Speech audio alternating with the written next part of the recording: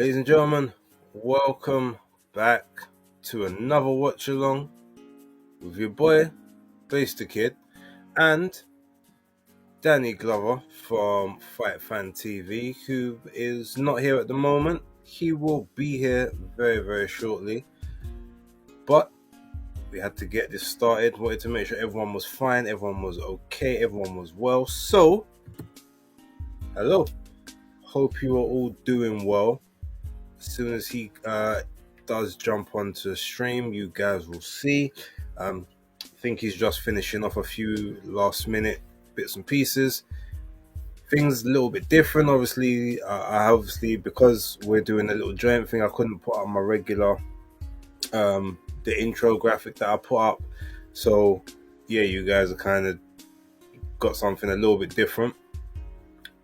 All the normal, any of the background music you usually hear is on a different system. So yeah, we've got something, a little less hardcore casually, and we're just kind of gonna make it do what it do for the time being. I want to apologize to everyone in advance because so just out of nowhere I started getting a random cold from like Friday night, and it just started to hit me about 6 hours ago, and my nose has been running ever since, so I may have to blow my nose from time to time. So when he is on the stream, I may just jump off to go and handle that, or turn off the camera or something like that, just so I can kind of give you guys as good a experience as possible. But I hope that it shouldn't deter me and be too much of a problem. But yes, how is everybody? What's everyone doing? I should even change. Hold on, let me change the. I didn't even think about changing my banner colors, to be honest.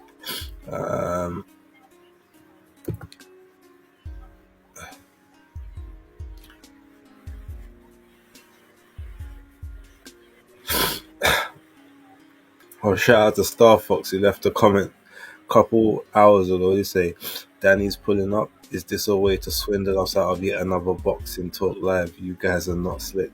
No, it's Fight Talk Live, and that is happening later on. I believe it will definitely be Dani October. I may be on there. I'm not 100% sure, but I think it's happening at 6 o'clock. So that is happening, just to allay your fears. Right, let's see.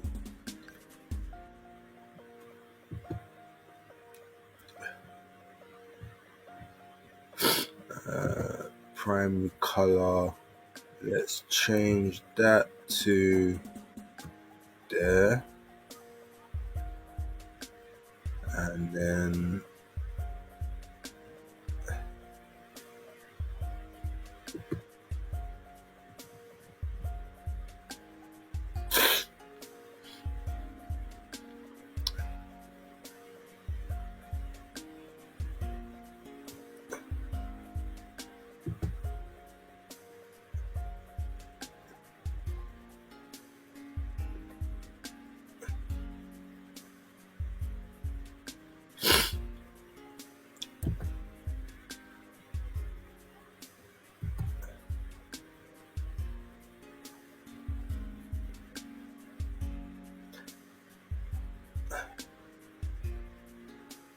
there we go.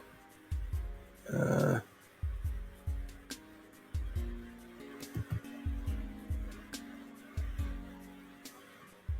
think that would do. Yeah, so you guys should have seen in real time.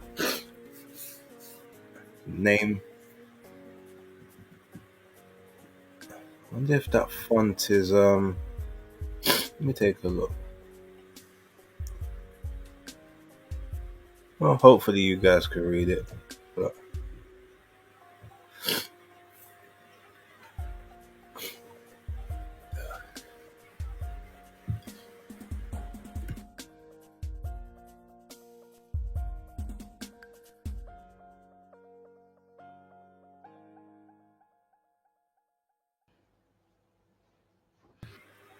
Yeah. There he is. He's pulled up to the chat, ladies and gentlemen. Oh, what's going on? Danny, say what's up to the people. They've been waiting for you. Yo, what's up, people? Hope everything's well. Everything's blessed. Yes. Thank you for your patience. I just came back from a job. Funny enough, I met a guy whilst at the job who recognized me. He was like, "Oh, are you Danny Glover?"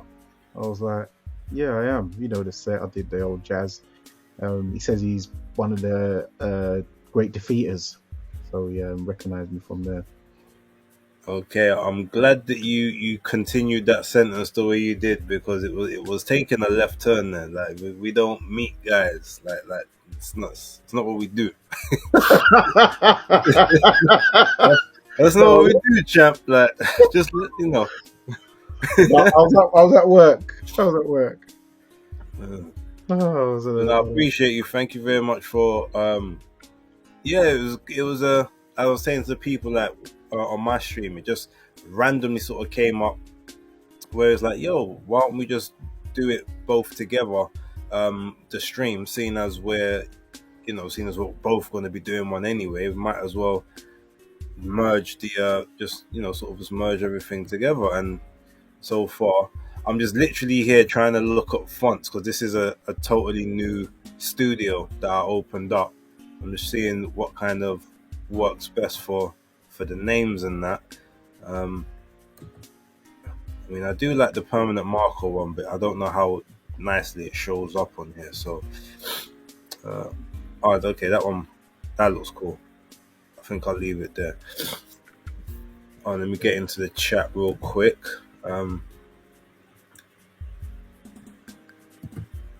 That's it. Danny finishing up at the club, paying up the bouncers and that. He looks like that kind of guy. No, I would have actually been back sooner, but I ended up having to go round the corner to help out at another club because one guy decided to walk off the job. You know, these young youths, they ain't got, they just got no resilience. Like a man, it's something about, oh, he didn't like the way the manager spoke to him, so he just walked off the job. It's like, okay, so one of them brothers. yeah, I mean, I ain't gonna lie. At times, if it benefits me, I can be like that at work. But more time than not, we're old schools. Like we come from times where we're just the generation just after when it stopped being legal for the teachers to hit the pupils with the ruler and thing. So we're used to being yelled at or being reprimanded and not having to not citing mental health issues and stuff like that. So yeah. But the teacher still, I remember in infant school, there was a teacher called Miss Peter. She used to like proper yank us though, still like proper like yank us, and yeah, that was a bit traumatizing. I remember I met her years later, when I was probably about in my late 20s on the DLR, and I was still recognize her. I was like, "You're Miss Peters, ain't you?" She's like, "Yeah." I said, "Yeah, I remember you from when I was in infant school." So I've got to be what, 5 at them times. About 23 years later, I still recognized her. So yeah, man. And she was kind of old then, or maybe she just looked old. But people looked older in general back then. So yeah. Yeah, it is. But look, so the chief support's just about to start. So Guido Vianello and Alexis Berriere. How much do you know about Berriere? Because I know a lot about Guido, and I've seen Berriere fight before. But just what's your thoughts? Yeah, well, I'm glad that because remember I set the thing for, well, when I was originally going to do it for 250. I know you were going to start 230, but I really just wanted to see this fight and the main event because Berriere, a big powerful man. Remember, he was one of the guys in contention of the Who Done It on the cut on Fury, if you remember, on the first Usyk fight, and I think it was him. I don't know, but he was definitely in the running of one of the people who done it, and a lot of people said it was him. They thought I it was mean, him. it looked like him, but then they said it was Argon Smakichi. Yeah, who Ajit Caballero had a good rockers with. But yeah, he's definitely a man who's capable because he's a big puncher. I've seen him fight a few times. We've obviously seen Guido Vianello fight a few times as well. So this is going to be a real. I think this is going to be a really good fight and a good shootout between two big punchers. Vianello's got some skills as well, but I'm really looking forward to this heavyweight dust up. All right, so just to make sure, where are you, on your stream? Can you see Alexis making his ring walk? No, I'm seeing him. Hold on, because I'm watching this on. Why it showed him on the pads? Yeah, please double check to make sure that you are live. Oh, now yeah. Sorry, yeah, now he's live. Yeah. I think Because I've got him in the ring, sort of hopping around, getting his gloves checked at the minute. Wait, hold on. Why is it? What do I press? Okay, back to live. Yeah, he's walked. Just. Why is this thing? All right, loading. Oh, you got the slow Wi-Fi. No. He's in the ring now. Diamante doing the ring at the announcement. Yeah, he's speaking. That's why I put it down. Some woman in some fancy jacket behind him. All right, cool. Just so that we're kind of at least in the same spot, so I don't start reacting before you or vice versa. Yeah. I don't like the way this Wi-Fi is moving tonight. Oh. And I'm watching it legit DAZN, man. What we doing like this? This is my subs. All right. Well, what I'll do. I'm coming out of it and I'm going to log back in it. All right. Yeah. I mean, because apparently, well, for one of my watchers earlier on, they said I was about. I think they said I was like 40 seconds ahead of them or something, and they said they was watching legit. But I was like, I'm sorry, I can't pause it for 40 seconds because then I'll be mad behind. But I just told them to refresh their live stream and hopefully that would fix it. And they didn't message back, so hopefully I think that did fix it. Okay. All right, there we go. But Alexis is currently being announced.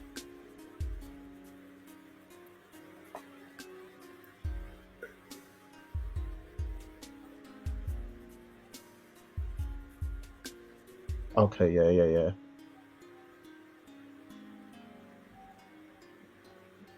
And the guy's clapping and cheering behind him. Yeah, there we go. Yeah, I'm good. He went like that. He took his cap off. Yeah. Okay, good. Defense coming off. Yeah, cool.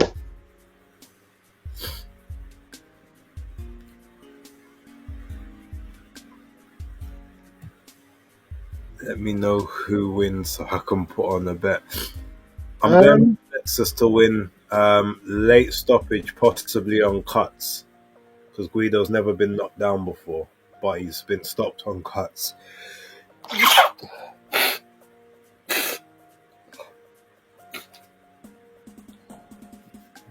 get that CMOS, man. Last minute stuff, man. It always wants to happen when you got things to do. I know.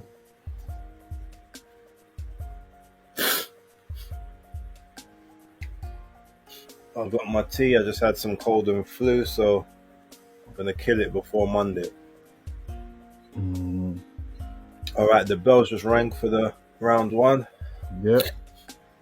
Now, do you want to do the commentary or should I? Which one of us wants to be the color commentator? You be the color commentator in this one. All right, you be the analyst, yeah? Yeah.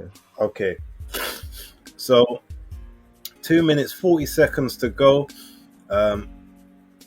Alexis is moving around the ring. Oh, Guido just caught him with a nice right hand. Caught him with a little shot to the back of the head there. Referee splits them. He's warning them about the back of the head shots. So 2:25 to go. Alexis is southpaw, pouring with that lead hand, trying to get himself on the inside, bouncing up and down. Guido is holding his feet more so than Alexis at the moment.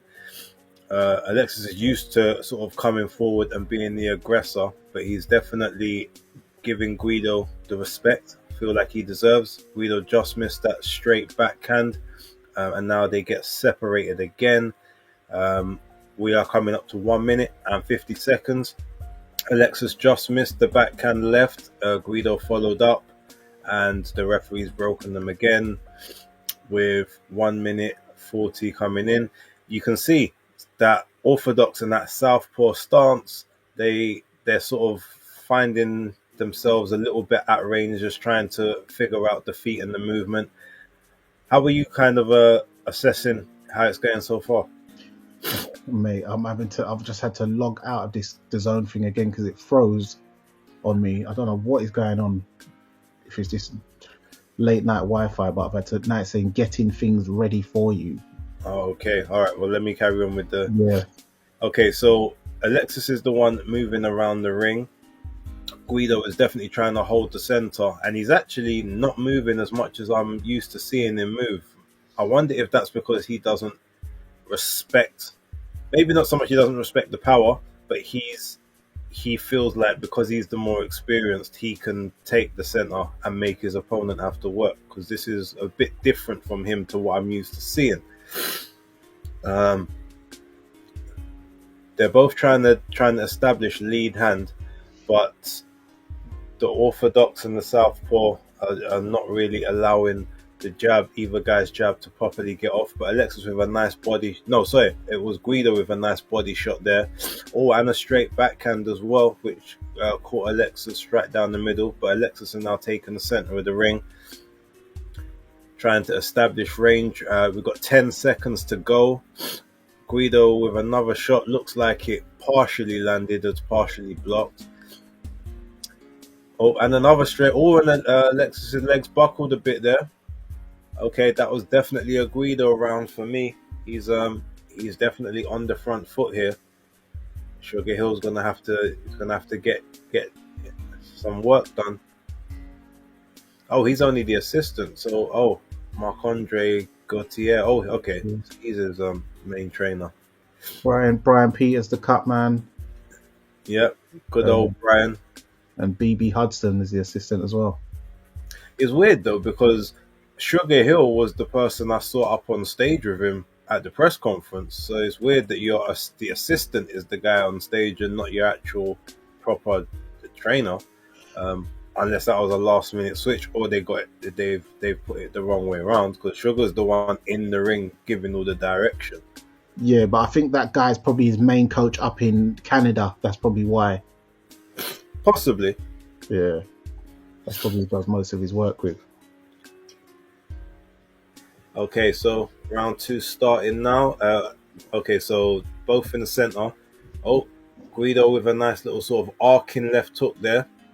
Alexis threw a good backhand to the body, but Guido's taken center and he's holding center and he's holding his feet. Alexis tried for the backhand, just missed. Guido's all with a nice backhand down the pipe. Guido swinging a bit wildly, but he did catch Alexis there. Right, Dani's just gone backstage, people. Oh, Guido, big left hand there by Alexis to rock Guido's head back, so he looks like he's got a little damage on the left eye as well. They're both in the center, but Alexis is still the one moving.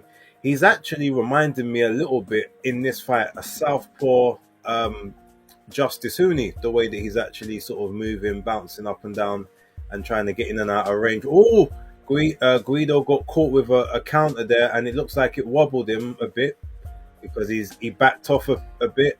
Alexis got underneath the shot, held on, the referee splitting them with 1 minute and 40 seconds to go right now.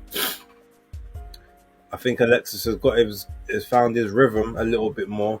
Guido still trying to hold center, still rushing some of his shots. That nice little shot there down the pipe by Guido, but Alexis has come back with his own shot.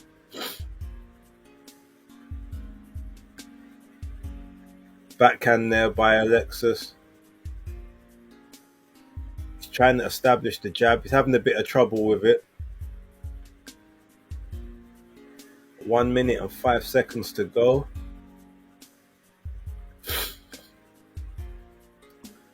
When Guido's throwing his shot, he's falling in afterwards and smothering himself, so not getting any extension on those shots. Alexis has had the much better accuracy there with a backhand straight up top there on as he was exiting out on the retreat. Oh, nice little 1-2 there by Alexis from the southpaw stance. Guido's definitely catching and being caught with these shots. It looks more like Alexis has found his rhythm and his range here. Oh, nice little 1-2 there by Alexis, and another one slipping the backhand there by Guido. Guido's trying to get the jab in play, but Alexis is actually doing a lot better with the lead hand control. Sharp backhand there by Alexis.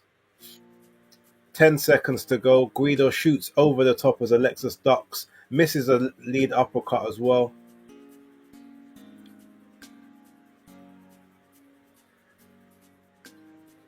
That was definitely Alexis Barriere round.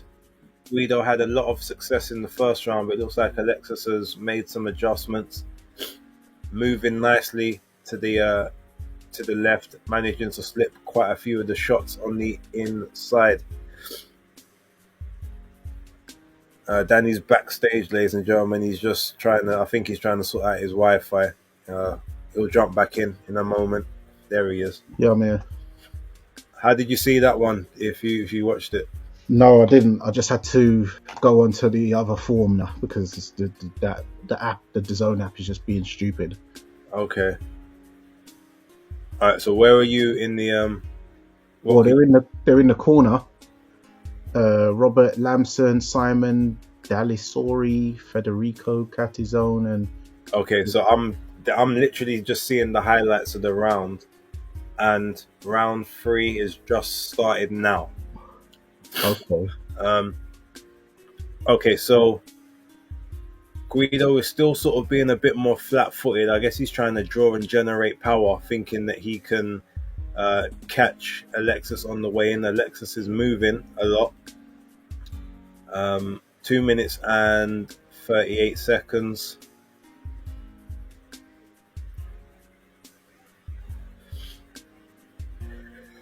It's me. Oh, nice backhand there by Alexis at 2:27. Guido tried for his own backhand. Alexis dodged it. Shot to the body there by Alexis. Okay, I'm 10 seconds behind you, which is not bad. Okay, cool. We'll sync up at the break. Yeah. All right, so Alexis is he's doing well to kind of keep moving to Guido's left, so he can't employ the right hand. Just hit him with a 1-2 piece down the pipe. 1 minute and 50 to go. It hits him with another straight backhand as Guido fell in.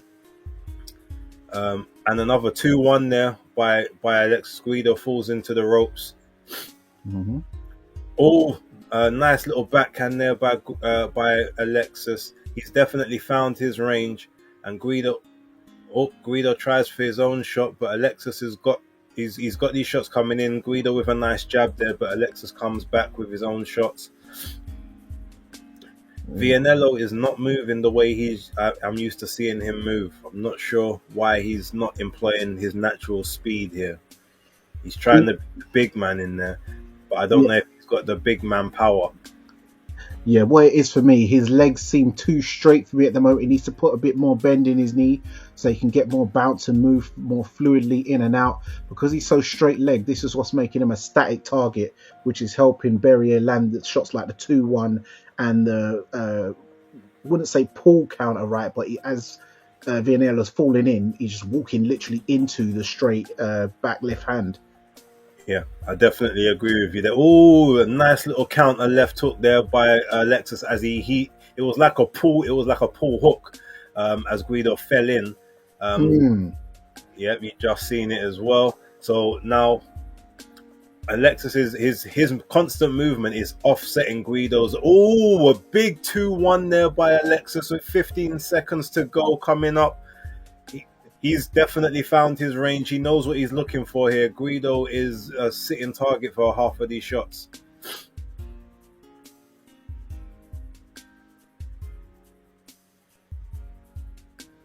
Oh, That's the end of the round for me. Let me know what seconds you're at. I'm at the 9.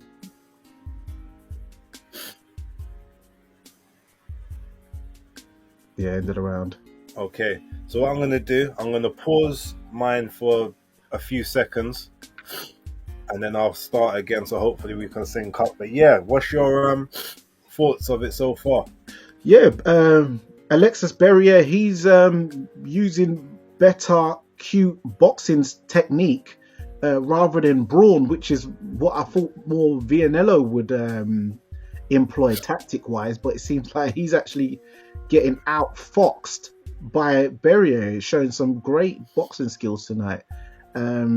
Reminded me a bit similarly to Arslanbek Makhmudov tonight, where he was actually reverting back to what his amateur pedigree and using some really good boxing skills and good engine to get him through to beat Dave Allen in there tonight.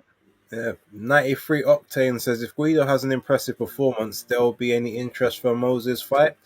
I could see him being someone that they give to Moses, but it won't be the next fight. It might be a fight after. Yeah. But there definitely won't be any matchroom guys. I think they've almost got like an unwritten agreement at the minute. Oh, They both just ran out at each other. yeah. Oh! And tripping over the front foot. Guido's trying to impose. Oh, nice little leaping left hook there by Guido, but he missed it. Alexis trips over. Referee says no knockdown. 2:30 to go, but Alexis catches him with a backhand as he comes in. Guido with a body shot there. Oh, catches him with a little left hook as he exited out from the right. Alexis still sort of moving around the ring. Guido's trying to be the big man, imposing his will. Both He's in come the out with purpose this round. Yeah, Alexis is referee's telling Guido not around the back of the head. Alexis with a couple little dirty body shots on the inside as the referee splits them again at 2 minutes to go. Ooh. Both just trying to stay on each other's chest at this point in time. 150. Oh, big left hand there by Alexis as Guido jumped in again. He just can't get to grips with that southpaw stance. And Alexis is doing well to keep his foot on the outside. Big left hand there by Alexis off the ropes. Guido's trying to keep the tried to pin him on the ropes with the lead hand. He was doing some good work, but now they've been split up in the center of the ring by the referee. 125 to go. Oh, big left hand there by Alexis. Guido tries for the uppercut. Gets tagged on the inside as he was trying to throw his own shot, Guido. Alexis just seems a bit quicker than him, with better reflexes. And big left hand there as Guido falls in yet again. The referee breaks them with 1 minute and 5 seconds to go. This round, they really got some intentions there, Dani. Yeah, it seems like there's a little nick under the left eye of Guido, and she's just walked into a straight counter, left hand pull counter Floyd style. But as you said earlier, you was thinking maybe he's hurt.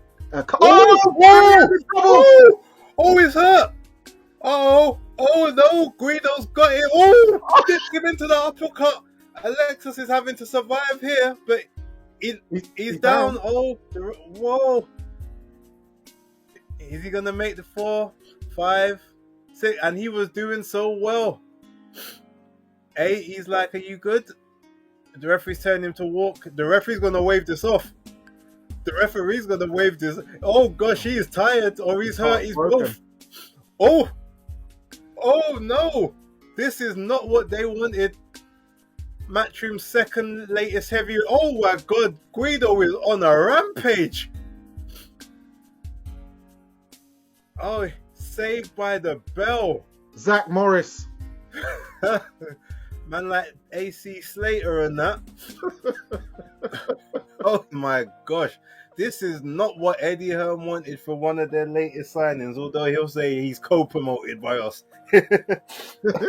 Well, whoever was asking if Guido's gonna be Moses' next opponent, I'll take that as a no. Well, I mean, for Guido, quite possibly. Well, if he pulls this off, they're not gonna really throw Moses in with a man. Do you know what they might do? Because now that he's on, he's not on a top rank show. He's actually on DAZN. People who watch DAZN, they'll all kind of recognize the face, and they'll put all the promo behind it. Like I said, it won't be the next fight, but might be the fight after. Oh, mate. Guido might get himself into some top 10 rankings after this one, or top 15s at least. Oh. All right, so both straight back to the center circle. All right, Alexis looks down. Guido's letting them hands go. Alexis. Oh my gosh. Straight down. Timber. Finished. It's over. Yeah, he ain't getting up. 7, 8. No, the referee said no. The eyes are gone.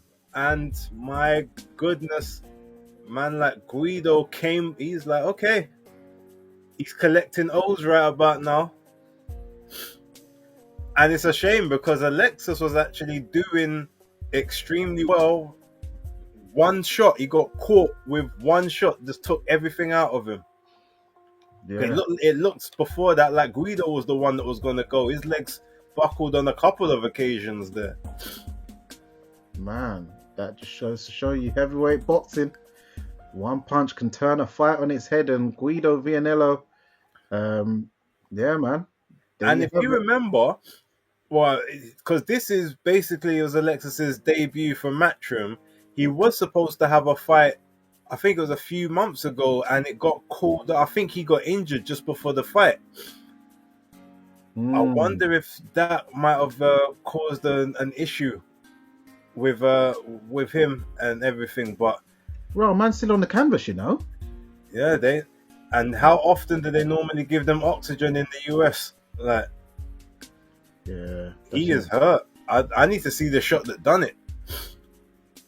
Obviously, we were a few seconds behind the others. The everyone else watching, because we synced up. So maybe they'll see it and they can put it in the comments beforehand. But straight left, straight right. I think it might have been that ear. Was it that ear shot? No. Oh, it's a graze. Oh, so that was the second one, yeah. But I think it started from the shot the side of the ear. But I need to see the first ones from the round side. before though. Round before that caused the problem. Oh man.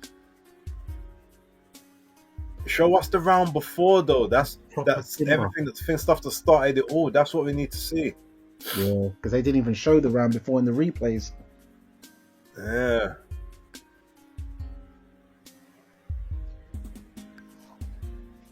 Is that Andre Rosier in the front row?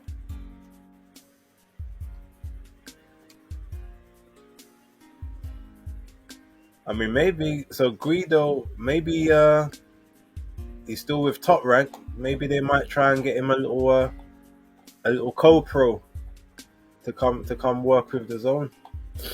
And that's another one I got. I really thought that Alexis. I didn't expect him to move as much as he was moving, but I definitely thought he'd open up a cut because Guido's multiple cuts in his career, and they seem to be the bane of his life.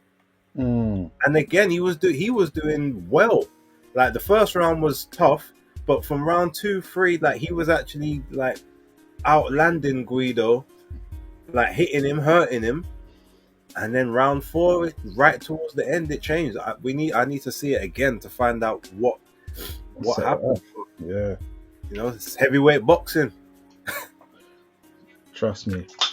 He's got that guy in his corner. I forgot the guy's name, but he's an Italian super middleweight. He beat the young upstart because I remember the guy came over. He was sparring Craig. Matchroom. This is before Craig left Matchroom the first time. Okay. The Italian guy. Well, I guess he's going to be out of contract with Matchroom now. You think so? Let's be honest, they're not going to bring him back. Not if he loses his debut. Yeah, but Matchroom don't have enough heavyweights to be. Frank can do the whole winner stays on at heavyweight, but Matchroom, they need heavyweights. Yeah, but that's the point. So they're only going to keep the ones that are going to win, or they believe will win, because they're trying to compete with Frank. Because Frank's got everybody.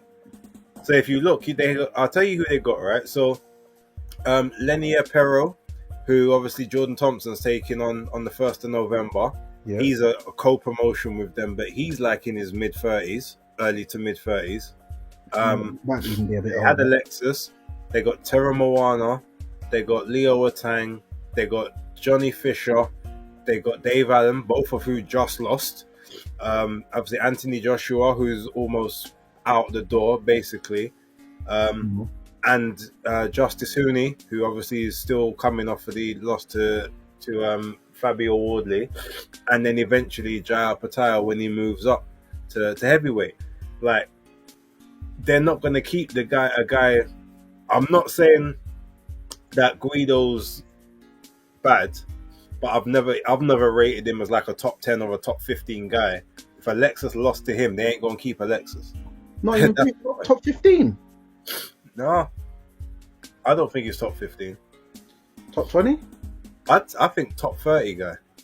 Really? Yeah. Even though, remember, he took out Makhmadov, remember, in 8, Yeah, but that was after Makhmadov got beat by Caballero. So the luster and the shine for Makhmadov kind of came off of him a bit at that point. Let's not forget, he got knocked out, technically, even though it was on cuts, but he got knocked out by Johnny Rice, who weren't a top 15 guy. Yeah.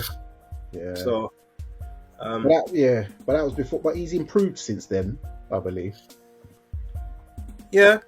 I'm not saying... The last time out, he gave your boy Richard Torres a good fight. No, to be honest, he barely did anything in that fight apart from hold and spoil. He made the fight just dirty and horrible to watch, but he was comprehensively beat in that fight. Yeah, no, he's definitely comprehensively beat.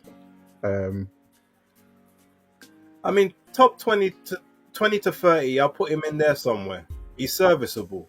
Yeah, I'll put him in the 20. I'll put him in the 20. That's me. But he's definitely a man who you'd like on your cards. He's good for heavyweight action on your cards. Yeah, in terms of like, if you just want sort of depth guys, a couple depth guys to test your up and comers or to see what you've got in maybe your highest prospects, he's that kind of guy. But I just don't think he's a guy that you're going to try and pin your hopes on to get you to the top of the world glory. Yeah. But you know what he could do? Being Italian, I think he should look to go for the European route at some stage. Because he's definitely European standard to me. Like I said, Guido's serviceable. My comments was more towards Alexis. Like, if you're losing to Guido, you're not going to get kept on. Like, they're not going to give him the comeback. Especially like that, yeah. I know what you're saying. Yeah, it's a bad look. As much as Eddie and them say, look, if you give it your all, like, we'll bring you back and everything. But I think that only really applies to the guys that they don't have, or they didn't have any hopes in anyway. Like, when you look at sort of their big or the prospects that they expected to go to the top, right? So, someone like, say, Campbell Hatton, yeah. They gave him the opportunities because of the name that he had, but ultimately, like, because he couldn't get to even the, through area level, they're like, well, you're not, and they basically said you're going to have to start working on the small shows. Yeah, we can't do anything with you. Yeah. So it's not like, oh, we'll keep bringing you back because you got the name recognition. Like, if like Alexis lost, say, at world level, like he lost to someone like maybe a Fabio Wardley or like a Derek Chisora or something like that. Possibly, someone in the upper echelon or one of the big prospects. Then you say, okay, cool, bring you back. Maybe it was just one of them ones. Unless they say, okay, you know what? Let's bring you back to see what you've got. But they won't put him in a fight to like a confidence rebuilder. They'll put him back in a hard fight and say, all right, let's see what you got. Yeah. Like, can you sink or swim? This is your moment. You either win it or or you're done, basically. That's kind of how I feel that they would act. I don't agree with it. I definitely think that they should keep them for depth, but you see how they've been thinning out their roster anyway, literally only trying to look for the cream of the crop. If you look at the punch stats, the percentile definitely goes towards Barreri. Like, it looked to me like he actually landed more than 34 shots. Yeah, it looked like that to me as well. Yeah. But maybe all those accumulation of that 47 was done during the sort of first round. The first and the fourth and the fifth probably. Yeah. True. But if you looked at probably the other punch stats of the rounds, he weren't landing much. He was getting caught. He was getting walked into shots. Yeah. Shout out to Starfolk, said Shalom will sweep up these crumbs for the PPC. Stop it! Hey, Berrier versus Fraser Clark incoming. Maybe. Or TKV. Look, let's not rate like Jamie can't win that fight. I think he can. He can. So if he seed from before said Sugar Hill taking another L, that's maybe that's something we got to look at. And then like he said, they should throw in the towel. So this is all from before. He's like, oh, he's done. Yep. Looked like a temple shot. And then Starfox said, base sending Alexis to the scrap heap. No, the thing is, I want him to come back. But 12 and 1 now, 30 years old. Will they give him the opportunity? I just don't know. They might say, all right, you know what? We'll keep you kind of in reserve, but you're going to do the rest of your fights back with Eye of the Tiger or something. And then if you get a couple wins, we'll bring you back to see, what it looks like after that. But they just might not do the because I just remember when they signed him and they put out the press release and everything, brand new heavyweight signing. They're like, trying to get the stable together because Frank's swept up everything else. Yeah, but I think at 30 years old, he's still not too old. I think they'll bring him back. They'll probably resurface him against a confidence builder like a Dempsey McKean, blast him out, and then try and run him again. Because the thing is, he was winning until he got caught. So it's one of them ones. You could probably think, oh, he just got caught. So there's still hope. I think Matchroom will still have hope because I don't think they're going to scrap him because, as I said, they need heavyweights. You need heavyweights at the end of the day. But you know what's funny though? Because you see, he said he was winning till he got caught.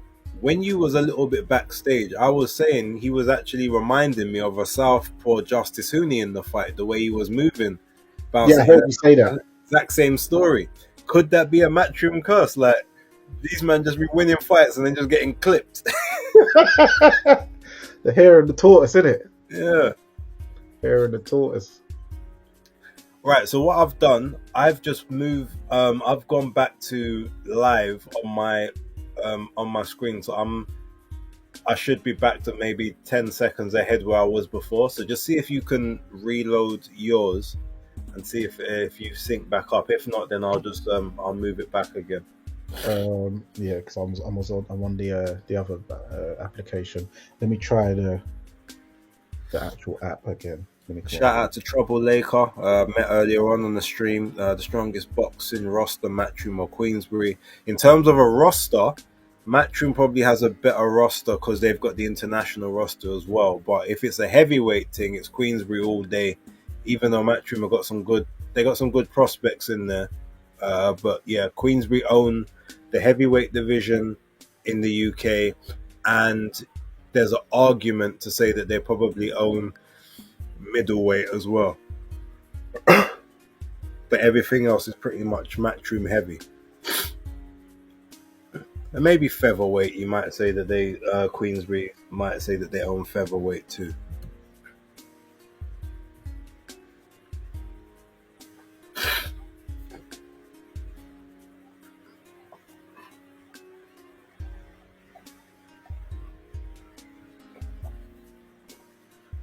What you'd say, Matchroom own super middle? Yeah, I think I think Matchroom got super middle. They've got this, so they got flyweight. Well, no, sorry, super flyweight. I think that they have got super featherweight. I think they've got 140. I think they probably got welterweight as well, seeing as they got champions there. 154, 168, 175 because they got Bivol, and they got Bivol, they got Craig, they got Ben Whittaker now, they got Khalil Cole, and then cruiserweight. Obviously, they got the King there at the minute. Yeah, but with super middle, that's one a bit. Who would you say is their best super middleweight is? Diego Pacheco. You think he's better than Hamza? I think so. Okay, that'd be an interesting fight though. Oh, okay, so Eddie's saying that Alexi, he takes a step back, but he get to go again. Yeah, man, I think that's a fair shout, and that's fine. I'm just saying, don't be surprised if you don't see him on a card for a while. Nah, man, Eddie needs them, man. They need buff. They need some bulky guys. And the thing is, he was doing well. It weren't like he got mashed up the whole way through. He was doing well until. What I want them to do, especially if because obviously they've given Lenier Pero a fight previously, and now he's fighting Jordan Thompson. I'd like them to sign his brother as well. Who's his brother? Dani Pero. Now, Dani, if you haven't watched him, right? So basically, he's been fighting all of his fights like in Miami, and he's been on a couple of the MVP shows, like the most valuable prospect shows. But I don't think he signed to them. But in his last fight, let me get it up. I can't remember the guy's name. But he suffered a major scare. Like, he got knocked down heavily in like round, I think it was round 3. He was winning the fight quite comfortably. He takes a big right hand over the top, goes down, and his legs looked all over the place, but he managed to get himself back together and ended up sort of kind of just out dogging and out hustling the opponent and bossing the rest of the fight and winning quite wide on the scorecards. But the guy that he was fighting, I want to see him back. Let me get his name, because he was a cruiser. No, he was a middleweight he started his career at welterweight, right? Yeah. And then he didn't have a fight for like, I think it was like 3 or 4 years. Then he came back as a heavyweight. Then he went to he had a fight down, I think, at light heavy, because they said, "Oh, can you make light heavy?" He said, "Yeah." He had a fight at light heavy. He was like, "Oh no, I don't like it down there. I want to go back to being a heavyweight." And he's Mexican. He's like, "I want to be the next Mexican." No, he said he wanted to be the first like Mexican-born heavyweight champion. But he's not claiming Andy Ruiz. What's in there? Dani Pero. So he's Cuban. What, is Andy not born? Or is he born in California? No, he's born in the States, Andy. Oh. Okay, yeah, but he's born on that borderline though. Yeah, but I know. If you're not there, you're not there. Yeah, Innit? that's what the man said. Look, the first Mexican-born heavyweight champion of the world. His name's Cesar Navarro. Because Yes. if you're New Mexico's still not Mexico. I mean, hey, to be fair, that's the same. Like if you're born in like Nigerian, but like you're born here or you lived here the majority of your life, they look at you the same way. So it's one of them ones, isn't it? Yeah. Caribbean, But there is so close though, so close. I know, but the Caribbean, same thing with the Caribbean. Yeah, English boy, you're not from here, no? Like that's just what it is. Like as much as you go over there, as much as like you rep and you build the culture, then that's all right. We see you, but you're not from here, my youth. Oh, it's a shame because he could. But yeah, no, Pero was down 30 minutes. twice in the third round, and it looked like all hope was lost. But yeah, he came back, dug it out, and won the fight strong. But Cesar Navarro, I want to see him fight again. The only problem with him is he basically just kind of ran out of gas because he's not a natural. I guess he's not a natural heavyweight.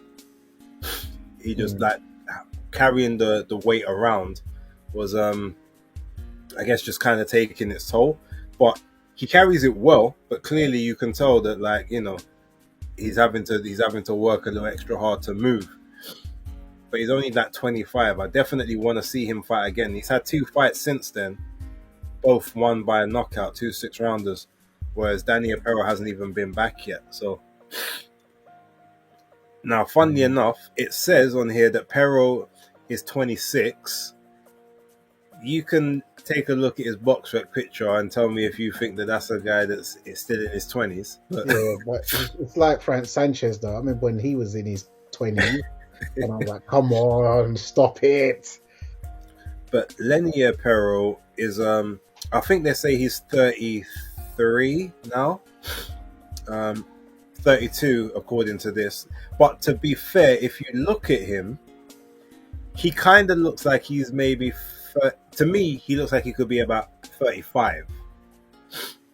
So that could possibly, you might say, okay, yeah, you might be 32 because some people just have a couple years. They do look a little older, but yeah. But he's 12-0 with 8 KOs, and Daniel, I believe, is 10-0 with 9 KOs. No, I think he's 11-0. Let me check again. But anyway, I think he's probably someone that Eddie and that should look to try and use to bolster he's 11-0. So Lenier's 12-0 and Daniel's 11-0.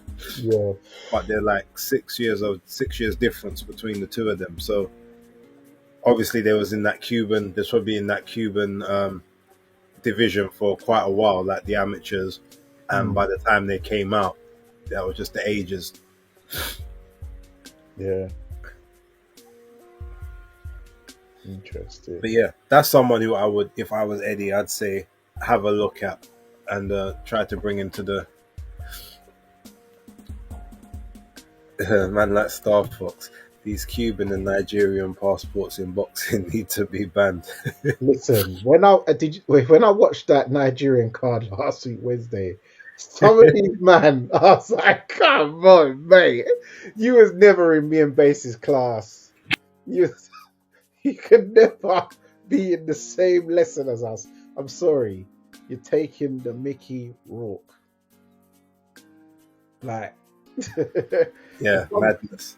Yeah, some of them they even put on their thing when they was 40. I was like, come on, man, you're like 50. I could look at your knees and see you're 50. And the thing is, all you say is, if they are quote unquote 40, they've had a hard life. Things ain't gone well. Because there was one he fought Emmanuel Odiasti. Yeah. And the thing is, they said he was like 40 or something. I was like, nah, you're definitely older. Because I thought they said he was 42. 42, even that, but still, I think he was older because one, he looked older, and two, in his last fight, he got stopped by what's his name? Like Ibuchi, who's like 53 years old, and he got stopped by him in 4 rounds. I'm like, come on, man. Yeah, but to be honest, though, Akebe Ibuchi is still levels above most of them, man, even though he's 53. Yeah, but he ain't even had a fight in God knows how long, unless he had ones in the cells.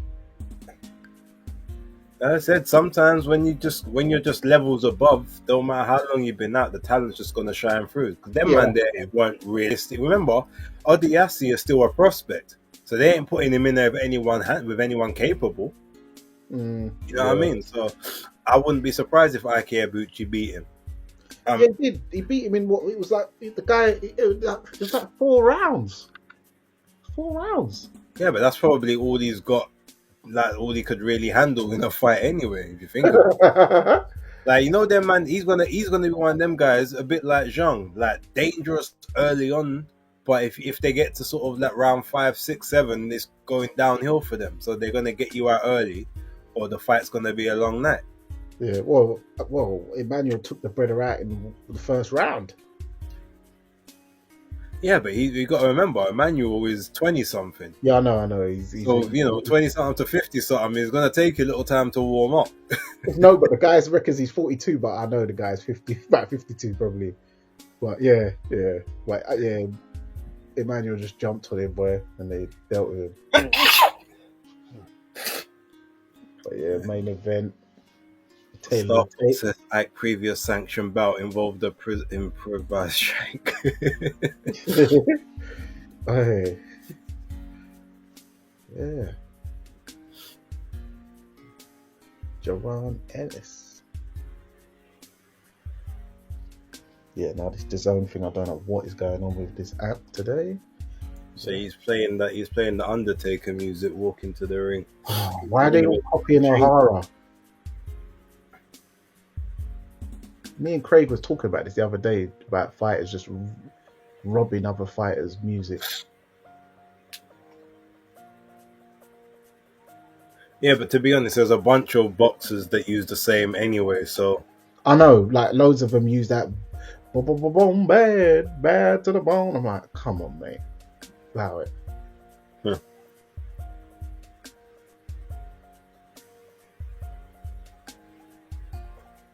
But it's annoying when some people use people's icon. Like when I see boxers try and use all of the lights, I'm like, come on. We know who this belongs to. This is funny, but they must have thought that they was going to have more time. They must have, because I saw Boots in the back hitting the foam pads.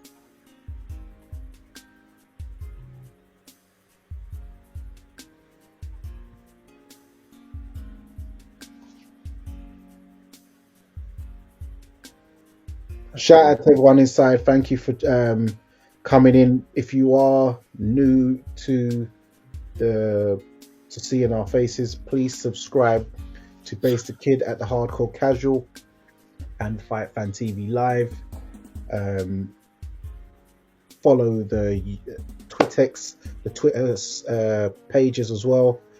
Dani Glover FFTV and Base at the Hardcore Casual, but it's B_A_S_E. That's right.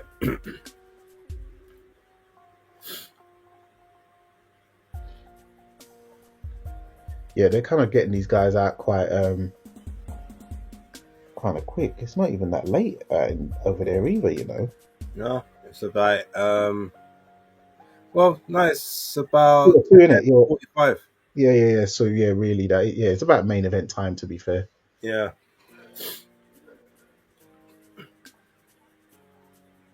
It just shows you how different it is when you're watching a Vegas card, though. Because we'd be up for another 3 hours. Yeah, but the joke and the thing is with that, in Vegas, realistically, the main events are supposed to start like 8:30, 8:45, because they also have to accommodate the East Coast. They don't care about us, but more time than not, they're starting after 9, and the people on the East Coast it's midnight there. Yeah. Well, Canelo Crawford, that was I woke up for work and they was just in the ring, and that was at 5:40 in the morning. Yeah. That was about right. It started about 5:30. They did their ring walks about 5:30. Yeah. Yeah, 5:40 in the morning. I woke up, come downstairs. I thought I'd have missed it. But turned on the TV, they're in the ring. They ain't even like the announcement's still going. The announcement's going on. So, yes, Jaron boosts Ennis, Jamaica's own. That's the point. Speaking of Jamaica's own, I need to do a bit more research on Jaron Ennis as well. Remember the guy I showed you? Oh yeah, Jamaica. Yeah. I told Gunman to try and find him in Jamaica. He's based out of I think he's in Kingston though. Yeah, light heavyweight. Yeah.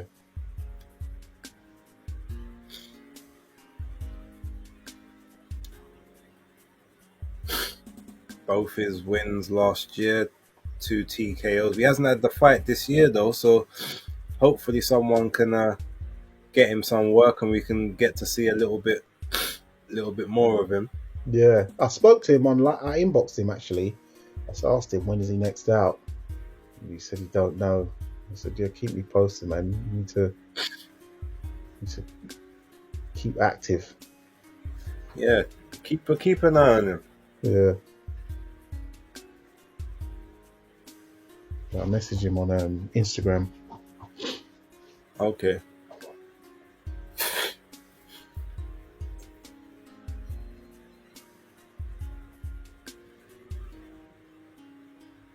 Lighthouse.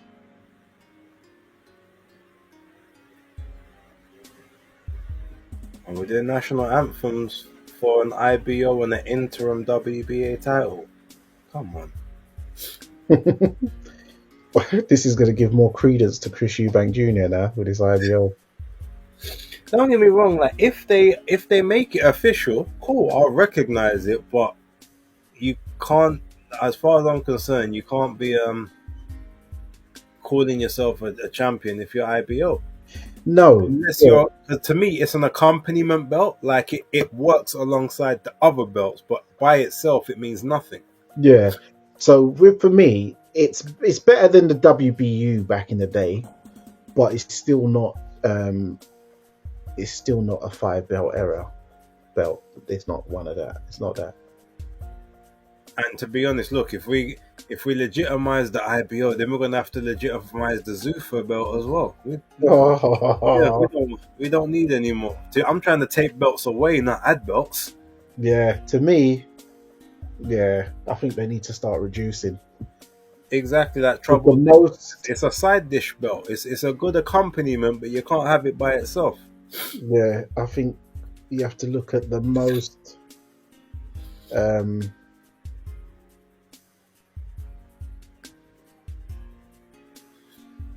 I can't lie. The only belts that really mean anything, realistically, is the ring belt, the WBO, and the IBF. Because they're the only ones that actually have any like integrity. Yeah, that's what I was going to say. I want to get rid of the one with the belt with the least integrity. That's the WBA, and that's the first ever belt, but that needs to go because they got all kind of madness there. They got interims, they got golds, they got regulars, then they got the normal champ, then they got the super champ when they're connected with other belts, and then they have the regular that then has to do the mandatories instead of the super. Like, forget all that, get rid of them and get rid of the corrupt WBC as well. I know it's the glamour belt, but get rid of that too. Yeah, it's unfortunate, man. It's unfortunate. And you know what? And to be honest, if there's only, I know that it says it gives everyone an opportunity to be a champion, but not everyone deserves to be a champion. No. I understand maybe not just having one, unless you have a thing where if you have one belt, if you're the champion, like you must fight 3 times a year minimum.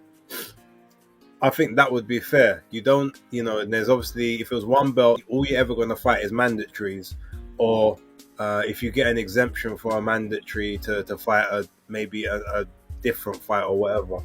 But even then, I would say if you're a champion, you fight your mandatories. You have 3 fights a year. If you lose the belt, then whoever wins basically has to inherit that mantle. They have to fight 3 times a year. If they can't fight 3 times a year, then they have to vacate the belt. Then the next 2 highest contenders fight for it. If you had to vacate it due to injury or something, then you get the opportunity to have the first crack back at the belt, and just have it rotated like that, and then just keep things active. Now, if you have 2 belts, you can do something a little similar, but having 4 and just having people being able to navigate which route they want to take to a world title just kind of devalues it. Well, I just think that everyone doesn't deserve to be, and just can't be a world champion at the end of the day. I think what it does is this allows people to skip over fighting for these traditional belts, like their actual national title belts, and Europeans and regional and continental, like continent belts, and they try to go through this like WBA continental, WBO European, this and that, and try and skip the queue to try and just go into these world rankings, when really, because really what it is, I think a lot of them try to avoid certain real danger men, because remember that era now, for instance, in light heavy now, when you had Bivol, Beterbiev, Kovalev as the main 3, and they were 3 Russians, and then you had the 4th man, had he have gone down the European route, would have been Maxim Vlasov. So you would have had to get through Maxim Vlasov, the fourth man of Russia, to even get a European. How much man was really on that? So then really, most fighters would be then stuck in British domesticated level, where they really are, but they cheat code their way through. Yeah. No, it's true.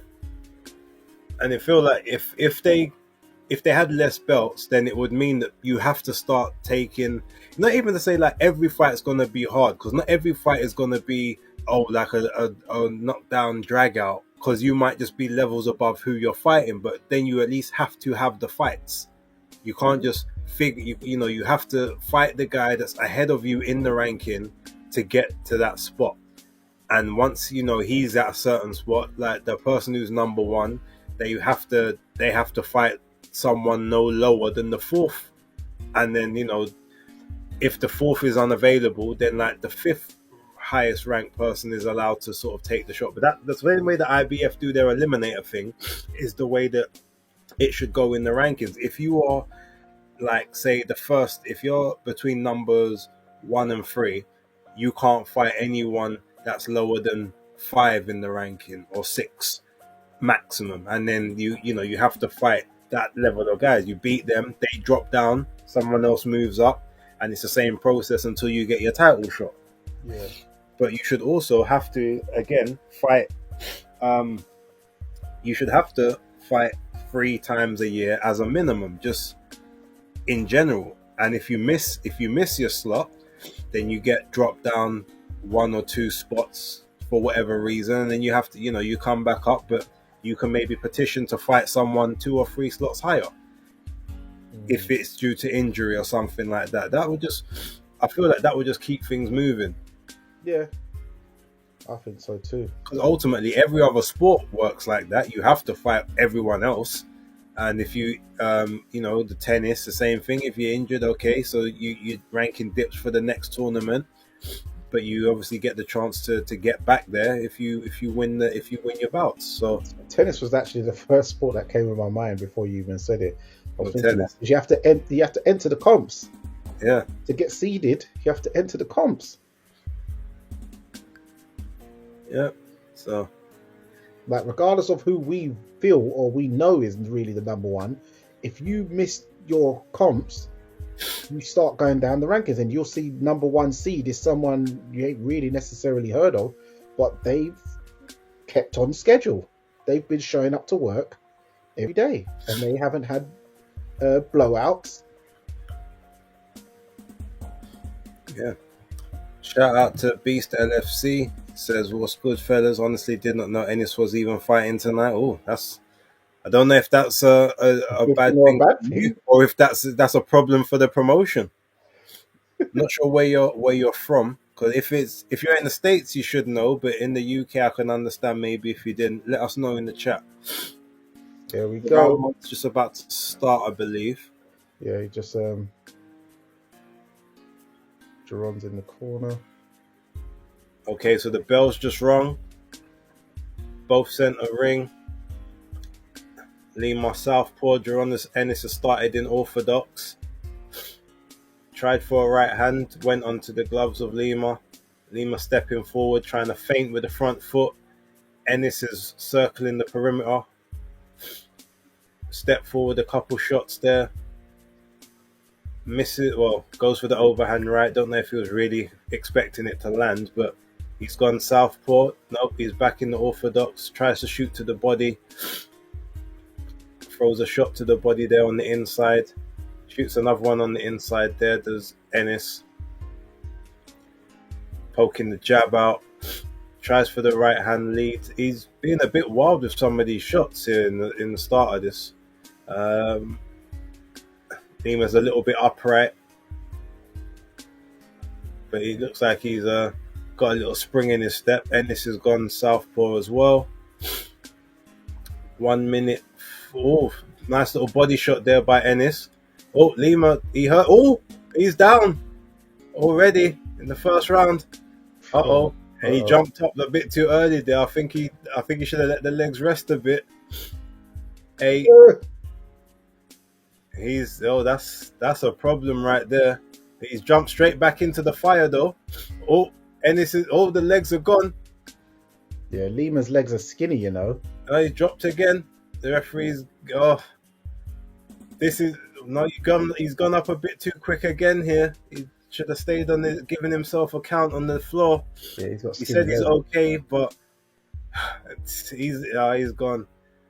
This is not going to do Ennis's credibility any good if he gets him out of here in the first round. But Lima's still trying to fight him off. Oof, no, the referee's jumped in, says no. Then they're throwing the towel as well. Look, I guess in one sense, you can say that this is what you're supposed to do to someone that ain't on your level. But then you also say you ain't supposed to be fighting someone that's this not on your level if you're supposed to be the guy. But what I will say on that is it's his first fight at the weight. He's fighting a champion. I'm not saying a world champion, a champion.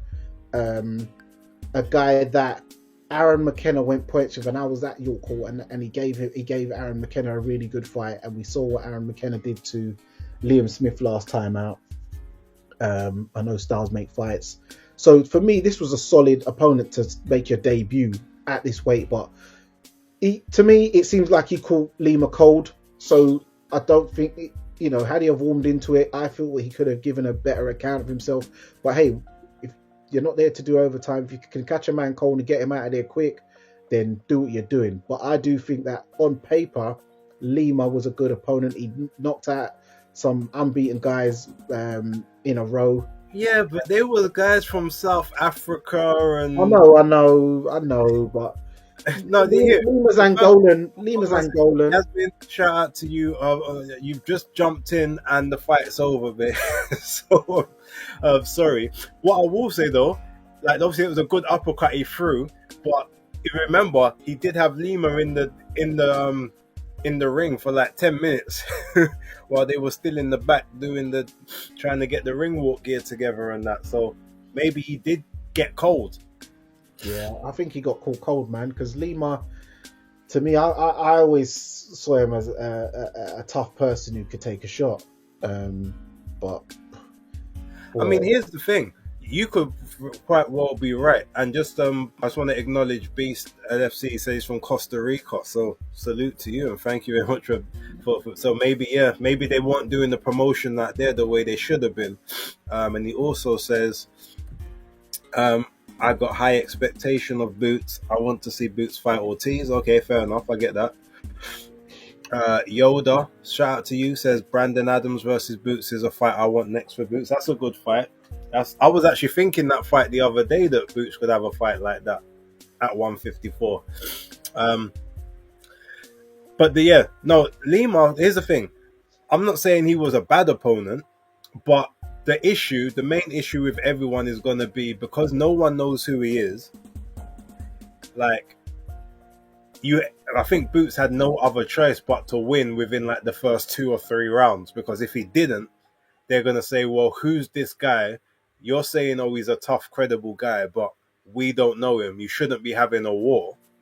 But then also they're going to say, you see, you're still putting him in with these guys that are no-hopers.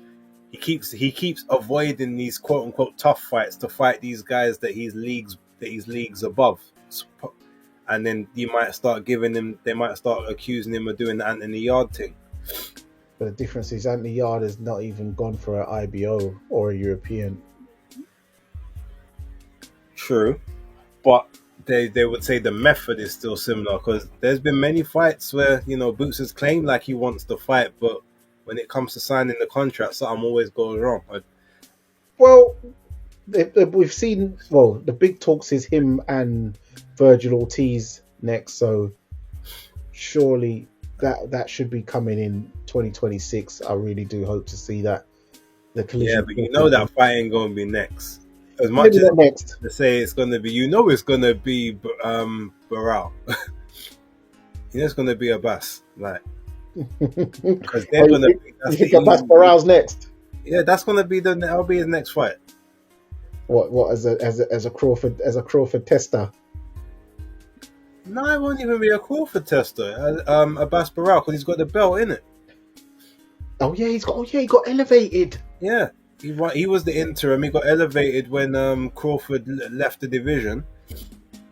Yes. So he'll go and get the belt that way. Two-way. And then he might get Ortiz in the ring after that. But the thing is, I also say the same.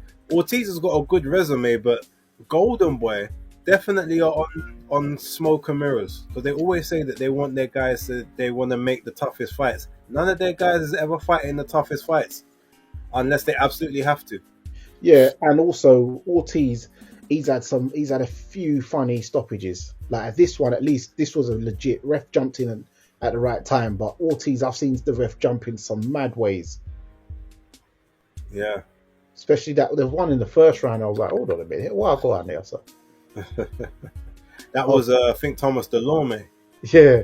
Oh look, they look. So they put that little shady, that little phony WBA. So yeah, Barral's next. That's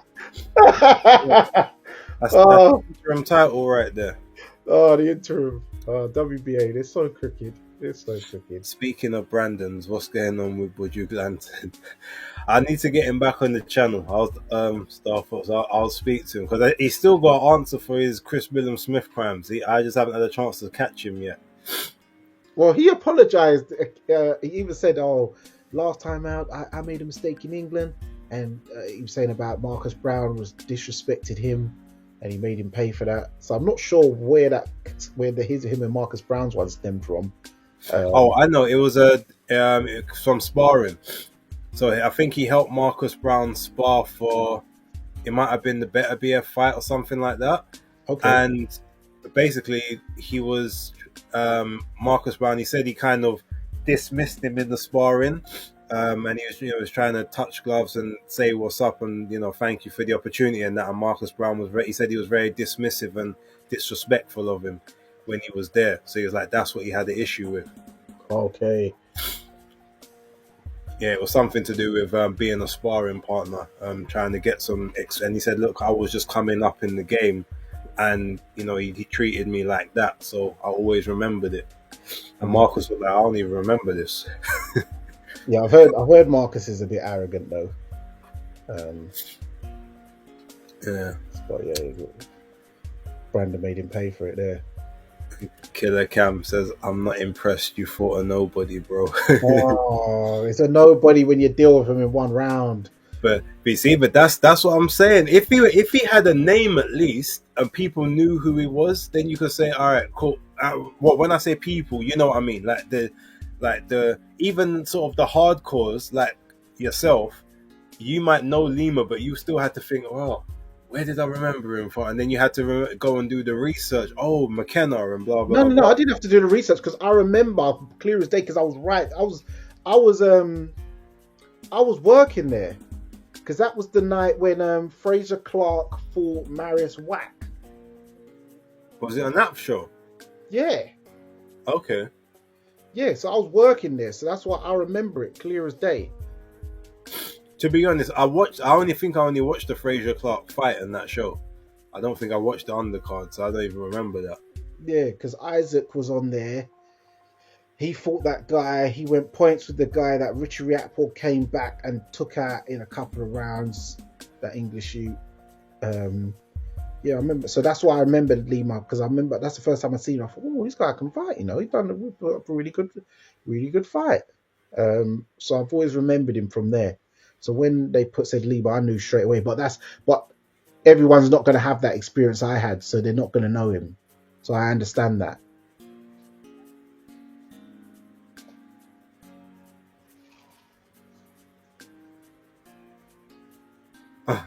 Okay, so he was saying he wanted to fight Abbas next for the belt, but he's saying, look, I'll fight Virgil Ortiz next. But if you can't get him next, I heard Baby Charlo's been calling me out. He can get it too. You can't fight Charlo. Not after him being out the ring for over 2.5 years, you see, because then that's going to add to the weight that you're being very strategic with who you're fighting. Yeah, and Charlo's is old in boxing years. Man like Raf in the building. Salute to you. Yes. Mr. Elusive 2.0. I sent him the link to watch your Watchalong earlier. The Alan one. Because obviously I was tuning into that because I was at work in it, so I was watching yours and then on the app on my phone at the same time. Appreciate it, man. But it was funny, the commentary, Tony Bellew saying that he needs to throw more. No, but he was saying about Janae Boston winning. As soon as Carl Frampton said no, I got Bilal Fawaz winning. Then Tony Bellew, I don't even know how I see this fight. Yeah, you know Tony's already, as far as I don't like, he's a big company man. He's a great analyst in terms of being able to tell you what's going on in the fight and what people are doing. But he always backs the company guy, or the guy that is the A side, unless it's his best friend. Yeah. What's Eddie saying? He's basically just saying, look, he wants Virgil Ortiz next. He'll get destroyed by Jaron Ennis. Like, that's the fight they need to make. Oscar ain't gonna put him in there. Nah, I think the Sauerland brothers are gonna send their boy in.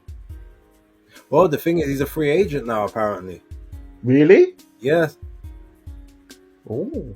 Eddie said we haven't had any talks about him signing, but we have obviously had a couple of preliminary talks about possibly doing that fight in the future. But I reckon Eddie will sign, even if it's a sign him to like a 1-fight deal or a 2-fight deal. Say, okay, well, you lose this one, we'll give you like a comeback and then maybe have an option on you after that. But yeah. But I think they'll do it with they'll ask Callie and Nissa for the blessing first though, or have it like a joint venture. But since they did bring him in the game, well, they brought him to notoriety. Yeah, I hear it. So, and because Eddie and him are friends, I don't think Eddie would do, one of them ones. Like with Ben, with Shalom, he's just like, yeah, I'm jacking you. I'm jacking your team. But with Nissi, and they're actually brethren like Callie and Eddie, so they'd be a bit more more integrity with the signing. I mean, I hear it, but free agent is free agent, so Yeah, but it's like I think Eddie will probably tell him, yeah, we got to do this as a joint thing. No, I hear it. But yeah, well, pretty quick night for us. Yeah, not bad at all. That lady's the lady's the cut man, isn't it? Cut woman. Yeah, because she normally works with Cruz. Yeah. Oh, just as you thought that man was going too wide, Oh, that nice little shot on the inside there was One thing I will give Boots, he is able to find his way around the guard, especially when he throws the doubles. The first one lands and the second one it's like the first one pushes it out the way, and before you have time to bring it back, the second one comes in. Yeah, and he hits you just there. Okay. Well, I'm sure they're all happy in Philly. Anyway, I think we both need to get some rest, especially if we gotta go do a fight talk later on. Yeah, I'm gonna leave. Where October will be so lovely, refreshed. No, I'm gonna do. I'm gonna set up the stream just so it's on there. Then she can obviously add everything later because she still don't know how to use EV yet. But yeah, I'll set it up now. Say it's fresh for later. And if I get a chance, I will jump on, but we'll talk about that in a little bit. But yeah, look, ladies and gentlemen, thank you very much for this very short watch along, which neither of us are complaining about because it's late, and I've got to take this dog out in about 3 hours, so I need my rest. Yeah, Dani, anything you want to say before we jump off? Just thank you for tuning in. I know it's late, but much appreciated for tuning in. Hope you enjoyed Base's live watch along from earlier because he's been doing a big shift. He done the live watch along for the Sheffield card as well. So if those of you watching this, make sure you watch the playback of that on BaseDaKID at the Hardcore Casual. Also, be sure to tune into Fight Talk Live at 6 p.m. today, technically. So, and yeah, just make sure you subscribe to the channels Fight Fan TV Live and BaseDaKID at the Hardcore Casual. Also, subscribe, follow on Twitter X, Dani Glover FFTV, and Base the Hardcore Casual B_E_S_E. B_A_S_E, but don't worry, I'll let you off on that one. Yeah. All right, ladies and gentlemen, we are out. Thank you very much for watching. Don't forget to like, subscribe, and share, and hit the hype button as well on both the channels, whichever one you're watching on. And everyone who is tuned into the Twittex, jump over to the YouTube and leave your comments just so we can see you and acknowledge you in the chat. But until next time, thank you very much. We out.